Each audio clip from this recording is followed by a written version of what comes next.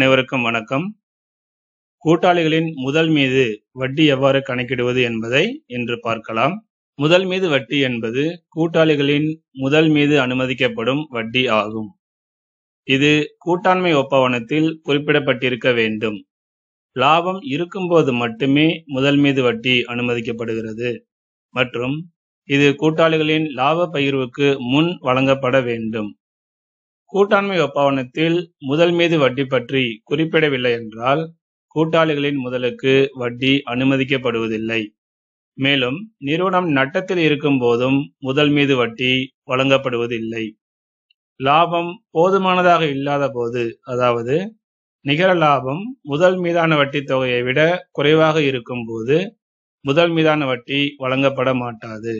ஆனால் லாபம் இருக்கும்போது கூட்டாளிகளுக்கிடையே அவர்களுடைய முதல் விகிதத்தில் பகிர்ந்து அளிக்கப்படும்.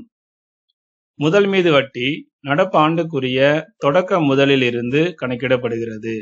அதற்குரிய சூத்திரம் முதல் மீது வட்டி = முதல் தொகை பெருக்கல் ஆண்டுக்கான வட்டி விகிதம் பெருக்கல் வட்டிக்குரிய காலம். அதற்குரிய குறிப்பேட்டு பதிவுகள்: முதல் மீது வட்டி வழங்கும் போது முதல் மீது வட்டி கணக்கு பற்று கூட்டாளிகளின் முதல் அல்லது நடப்பு கணக்கு வரவு என எழுத வேண்டும். இதில் கூட்டாளிகளின் முதல் அல்லது நடப்பு கணக்கு என்பது கூட்டாளிகளின் முதல் கணக்கை பொறுத்து, அதாவது நிலை முதலா மாறுபடும் முதலா என்பதை பொறுத்து நாம் எழுத வேண்டும். ஆகவே கூட்டாளிகளின் முதல் கணக்கு நிலை முதலாக இருப்பின் கூட்டாளிகளின் நடப்பு கணக்கு எனவும், கூட்டாளிகளின் முதல் கணக்கு மாறுபடும் முதலாக இருப்பின் கூட்டாளிகளின் முதல் கணக்கு எனவும் எழுத வேண்டும். இது நீங்கள் நன்றாக நினைவில் கொள்ள வேண்டும். முதல் மீது வட்டி கணக்கினை முடிக்கும் போது லாப நட்ட பகிர்வு கணக்கு பற்று முதல் மீது வட்டி கணக்கு வரவு.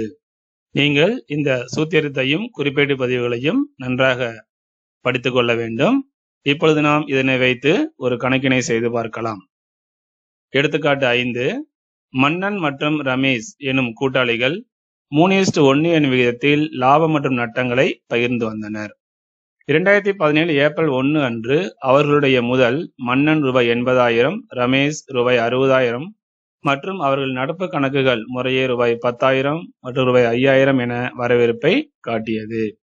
2018 மார்ச் 31ஆம் நாளோடு முடிவடையும் ஆண்டுக்குரிய முதல் மீது வட்டி ஆண்டுக்கு 5% கணக்கிடவும் மற்றும் அதற்கான குறிப்பேட்டு பதிவுகளையும் தரவும். நாம் இப்பொழுது இதற்கான விடையை தயார் செய்யலாம். முதலில் தலைப்பை எழுதி கொள்ள வேண்டும். முதல் மீதான வட்டி கணக்கிடுதல். அடுத்து அதனுடைய சூத்திரம் முதல் மீது வட்டி = முதல் தொகை பெருக்கல் வட்டி விகிதம் பெருக்கல் வட்டிக்குரிய காலம். அடுத்ததாக மன்னன் முதல் மீது வட்டி = 80,000 × 5/100 = 4,000. அதாவது மன்னனின் தொடக்க முதல் 80,000, முதல் மீது வட்டி 5%. ஆகவே 80,000 × 5/100 = 4,000 நமக்கு கிடைக்கிறது. அதே போன்று ரமேஷ் முதல் மீது வட்டி = 60,000 × 5/100 = 3,000.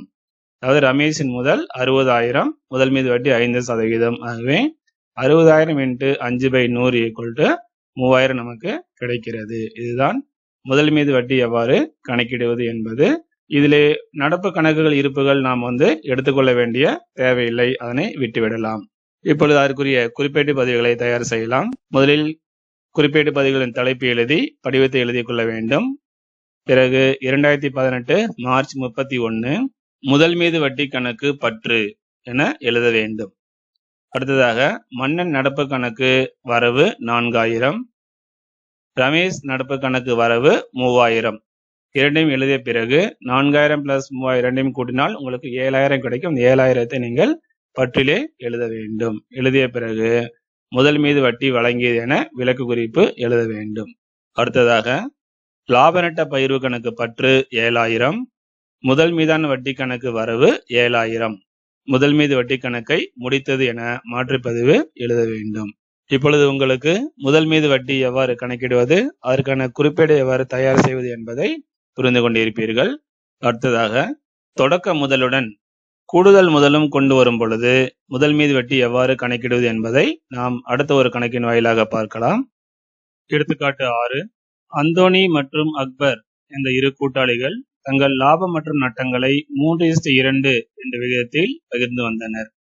2018 ஜனவரி 1 அன்று அவர்களின் முதல் கணக்குகளின் இருப்புகள் அந்தோணி ரூபாய் 60,000 மற்றும் அக்பர் ரூபாய் 40,000 ஆகும். 2018 ஏப்ரல் 1 அன்று அந்தோணி கூடுதல் முதலாக ரூபாய் 10,000 கொண்டு வந்தார். அவ்வாண்டில் அக்பர் ரூபாய் 5,000 கூடுதல் முதல் கொண்டு வந்தார். 2018 டிசம்பர் 31ஆம் நாளோடு முடிவடையும் ஆண்டுக்குரிய முதல் மீது வட்டி ஆண்டுக்கு 6% என கணக்கிடவும். இந்த கணக்கில் பார்த்தீர்களானால் உங்களுக்கு அக்பர் மற்றும் அந்தோணி இருவருடைய தொடக்க முதல் கொடுக்கப்பட்டுள்ளது. மேலும் அவரின் கூடுதல் முதலும் கொடுக்கப்பட்டுள்ளது. அதில் ஏப்ரல் 1 அன்று அந்தோணி கூடுதல் முதலாக 10,000 கொண்டு வந்தார் அப்படின்னு தேதி கொடுத்திருக்கிறாங்க. அதாவது எந்த தேதியில அவர் கூடுதல் முதல் கொண்டு வந்தார் அப்படிங்கிற தேதி கொடுக்கப்பட்டிருக்கிறது. ஆனால் அக்பரை பார்த்தீங்க அப்படின்னா அவ்வாண்டில் அக்பர் ரூபாய் 5,000 கூடுதல் முதல் கொண்டு வந்தார் அப்படின்னு கொடுத்துருக்காங்களே தவிர அந்த இடத்துல தேதி எதுவும் கொடுக்கவில்லை. அப்ப இது மாதிரி ஒருத்தருக்கு தேதி கொடுத்திருக்கு, ஒருத்தருக்கு தேதி கொடுக்கல. இந்த சமயத்துல நாம முதல் மீது வட்டி எவ்வாறு கணக்கிடுவது அப்படிங்கறத இப்பொழுது பார்க்கலாம். அந்தோணி முதல் மீது வட்டி ஃபார்முலா எழுதிக் கொள்ள வேண்டும். முதல் மீது வட்டி ஈக்குவல் டு முதல் தொகை பெருக்கல் வட்டி விகிதம் பெருக்கல் வட்டிக்குரிய காலம். தொடக்க முதல் 60,000 இன்ட்டு 6/100 ஈக்குவல் டு 3,600. 60,000 என்பது அந்தோணியின் தொடக்க முதல் 60,000. இதற்கு நாம் ஓராண்டு வட்டி கணக்கிட வேண்டும். ஆகவே 60,000 இன்ட்டு 6/100 ஈக்குவல் டு 3,600 என நமக்கு கிடைக்கும். அடுத்ததாக அந்தோணியின் கூடுதல் முதல் ஏப்ரல் 1 அன்று அந்தோணி கூடுதல் முதல் 10,000 கொண்டு வந்தார். இப்ப ஏப்ரல் 1 அன்று கொண்டு வந்தார் அப்படின்னா ஏப்ரல் 1ல இருந்து டிசம்பர் 31 வரைக்கும் எத்தனை மாசம் நம்ம கணக்கிடணும்.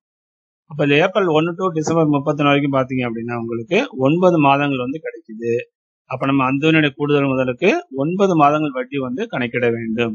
ஆகவே 10,000 இன்ட்டு வட்டி விகிதம் 6/100 இன்ட்டு 9/12 என எழுதினால் நமக்கு 450 ரூபாய் கிடைக்கும். இரண்டையும் கூட்டும் பொழுது நமக்கு 4,050 ரூபாய் கிடைக்கும். இதுதான் அந்தோணியின் முதல் மீது வட்டி ஆகும். அடுத்ததாக அக்பர் முதல் மீது வட்டி தொடக்க முதல் 40,000 இன்ட்டு 6/100 ஈக்குவல் டு 2,400. இந்த இடத்துல 40,000 அப்படிங்கிறது அக்பருடைய தொடக்க முதல் 40,000 கொண்டு வந்திருக்கிறாரு. வட்டி விகிதம் 6%. ஆக 40,000 இன்ட்டு 6/100 போட்டோம்னா நமக்கு 2,400 ரூபாய் கிடைக்கும். அடுத்து அக்பருடைய கூடுதல் முதல் எவ்வளவு கொண்டு வந்திருக்காரு? 5,000 கூடுதல் கொண்டு வந்திருக்கிறாரா? அது எந்த தேதி உங்களுக்கு தேதி கொடுக்கல. அப்ப கீழே இருக்க குறிப்பை பாருங்க. அக்பர் கொண்டு வந்த கூடுதல் முதல் எந்த நாள் என்று கொடுக்காததால் முதல் மீது வட்டி சராசரி காலமாக 6 மாதங்களுக்கு கணக்கிட வேண்டும் அப்படின்னு கூட்டாண்மை சட்டத்துல கொடுக்கப்பட்டிருக்கு. இப்ப நம்ம என்ன செய்யணும்? கூடுதல் முதல் தேதி கொடுத்திருந்தா கொடுக்கப்பட்ட தேதியிலிருந்து ஆண்டு இறுதி வரை கணக்கிடணும். தேதி கொடுக்கல அப்படின்னா நம்ம சராசரியா 6 மாத காலத்திற்கு கணக்கிட வேண்டும். ஆகவே அக்பரின் கூடுதல் முதலுக்கு வட்டி 6 மாசம் கணக்கிடணும். அப்ப கூடுதல் முதல் தொகை 5,000 கொண்டு இருக்காரு இல்லைங்களா? 5,000 இன்ட்டு 6/100 இன்ட்டு 6/12 எழுதி நமக்கு எவ்வளவு கிடைக்கும் போட்டோம் அப்படின்னா 150 ரூபாய் கிடைக்கும். ரெண்டையும் கூட்டணும்னா 2,550 ரூபாய் கிடைக்கும். இதுதான் அக்பர் மற்றும் அந்தோனியுடைய முதல் மீது வட்டி. சரிங்களா? இந்த கணக்குல பாத்தீங்கன்னா கூடுதல் முதல் தேதி கொடுத்திருந்தா கொடுக்கப்பட்ட தேதியிலிருந்து ஆண்டு இறுதி தேதி வரைக்கும் நம்ம கூடுதல் முதலுக்கு வட்டி கணக்கிடணும். அதுவே தேதி கொடுக்கப்படவில்லை அப்படின்னா நம்ம 6 மாசத்துக்கு வட்டி கணக்கிடணும் அப்படிங்கிறது நம்ம நினைவில் கொள்ள வேண்டும். ஆகவே இந்த பதிவினை நீங்கள் நன்றாக பார்த்து புரிந்து கொண்டு பயிற்சி கணக்குகளுக்கு விடையளித்து பார்க்குமாறு கேட்டுக்கொள்கிறேன். நன்றி, வணக்கம்.